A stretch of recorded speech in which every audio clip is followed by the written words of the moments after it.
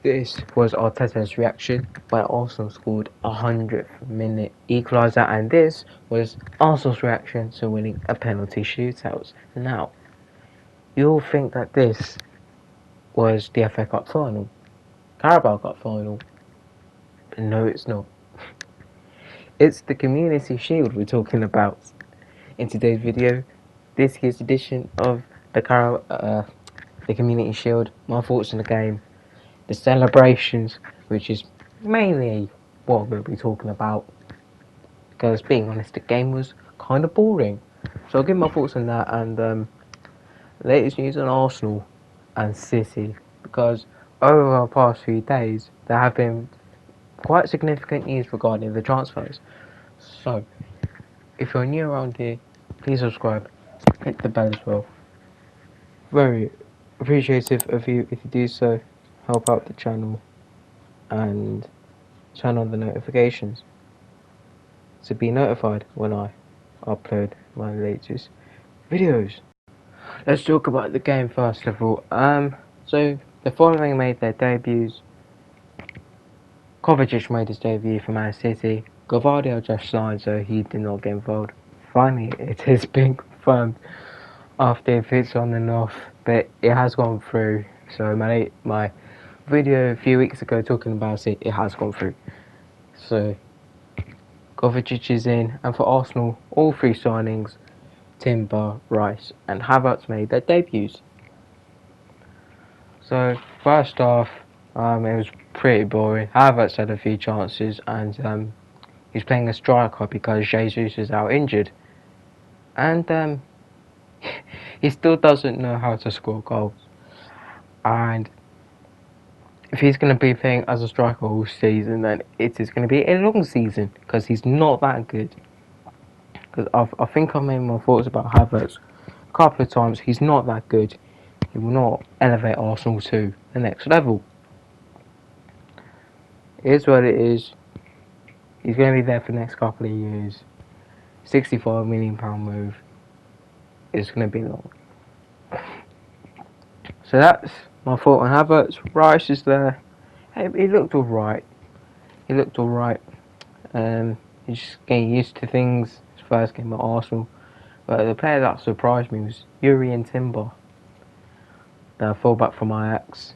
As an inverted fullback, he had high praise during pre-season, but he was very, very good against Man City and got high praise for that.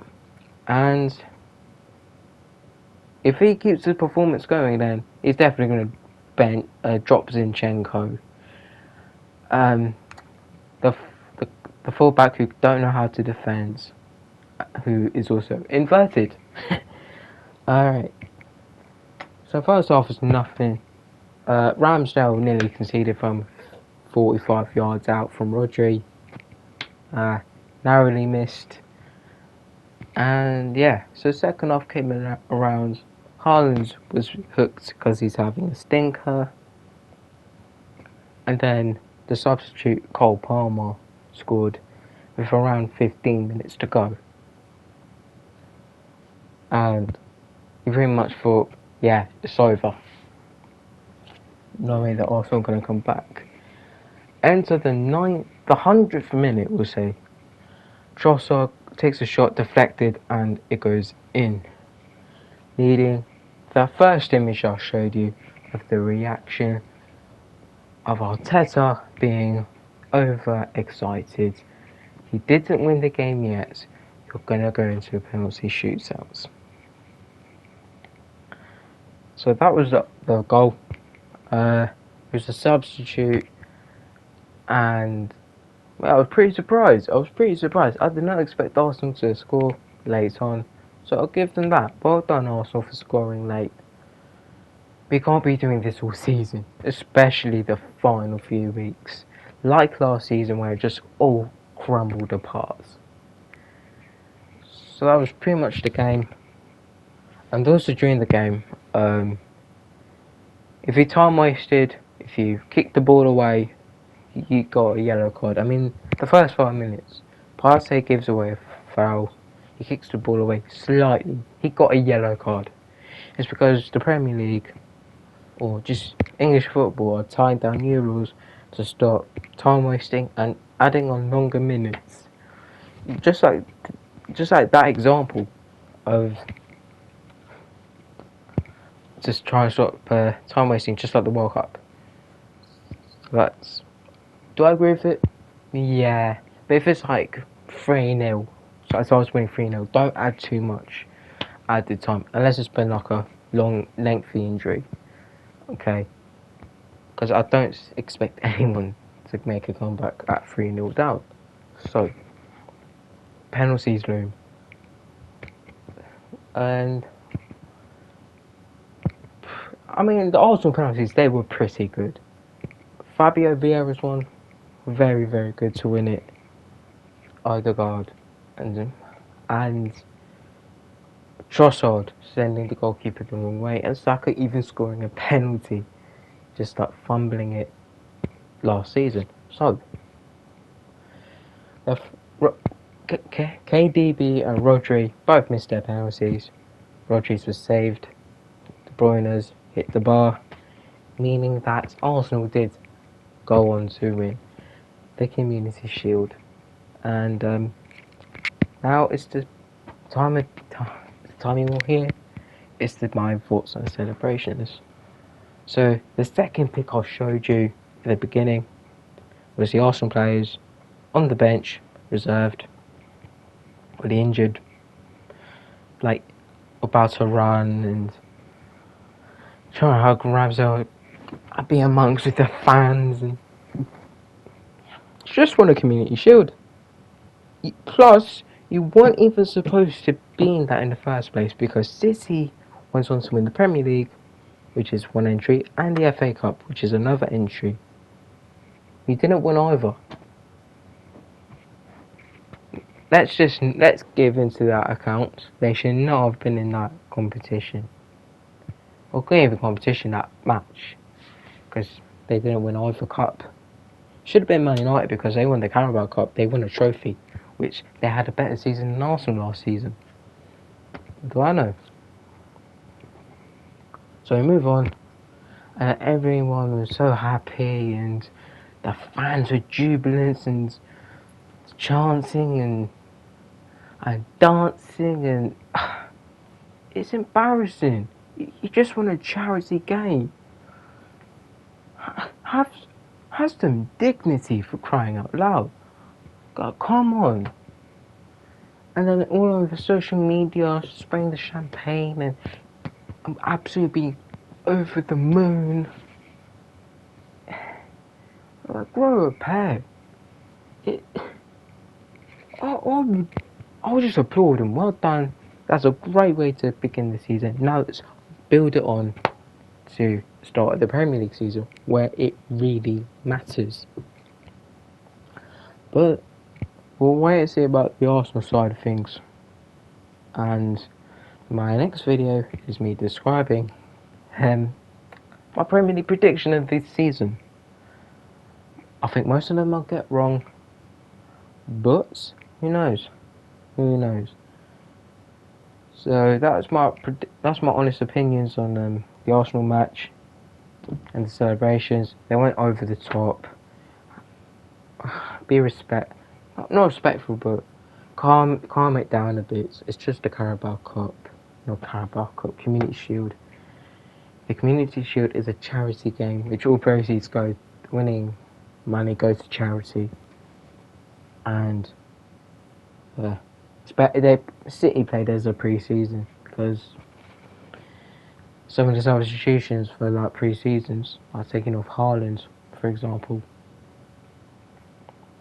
But I get it. They want to play, and well done. That's the 17th time. Have fun with it. So was my honest opinion of the match, and the Community Shield was another time he's nearly saying Carabao Cup. Anyways, we're gonna move on to some draft news regarding them two clubs because we're on the topic of speaking about them two clubs. First, we're going to talk about Arsenal. They're about to sign David Raya of Brentford It's a loan with the option to buy.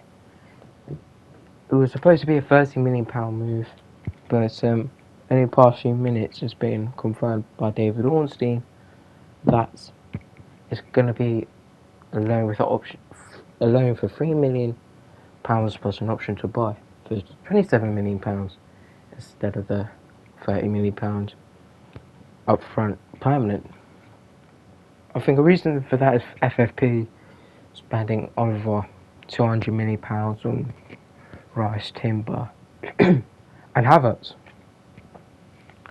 And to avoid being an FFP loophole, Brentford had to extend Ray's contract by a further 12 months. Either if he agreed to that, or there was a clause to extend it by a further year to make it happen. But regardless, he's still going to be an Arsenal player. He's still going to compete for Ramsdale's place. Premier League proven. He's going to provide competition. Now, over the past few weeks, Ramsdale's been dodgy. Ramsdale's been very dodgy. And, I mean, sometimes I do see him as the Premier League goalkeeper who's been relegated back to back. But other times I've seen that he's pretty good, just like Anfield away last season. Literally got them a point. So there's that side of things. He gets to compete. There's actual competition, meaning that Ramsdale has to step up his game in order to not be dropped for Raya. Now, do I think Raya will be starting week in, week out? No, I think he'll be back up. But provides stern competition, that Ramsdale has to perform at the highest level so he doesn't get dropped. So he comes in. Matt Tyler's gone to Nottingham Forest for £10 million. He's only been there for the season, so he's gone. Better competition. So I'm going to say better competition, and Ramsdale has to step up if he doesn't want to get dropped. But it'd be good for Raya to get a chance. So that's my thought on the Arsenal side and also the Man City side, because they have an interest in signing Lucas Paqueta. West Ham do not want to sell him. I think the player does want to join Man City, and the rumour is if it's like more than £85 million bid, then the club will listen. Apparently they had a £17 million bid rejected by West Ham, who is pretty much seen as their most important player. Now, I think that they do need like attacking options, because they lost Mahrez, they lost Gundogan, Kovacic. I don't think he's enough. Bringing someone like Paqueta, who for a majority of the season was not that great, but towards the end he really stepped up, especially in the Conference League and back into the Premier League season. So I feel he can add more attacking quality instead of but it's going to be like another major loss for West Ham, already losing Rice to Arsenal. Are they going to lose Paqueta to Man City? It remains to be seen. It remains to happen. It's just interest these days. But if there are like advanced talks or it's nearly done, then he's going to go City. I have no doubt that he will go City, and we'll see how his game develops. So that's all the transfers regarding them two clubs, and that is it. The Premier League season is nearly upon us. It's a very exciting season. Can't wait. That's only the beginning of more uploads. So yeah, thanks for watching. Like and subscribe. All that good stuff. And I'll see you in the next one. I'm out.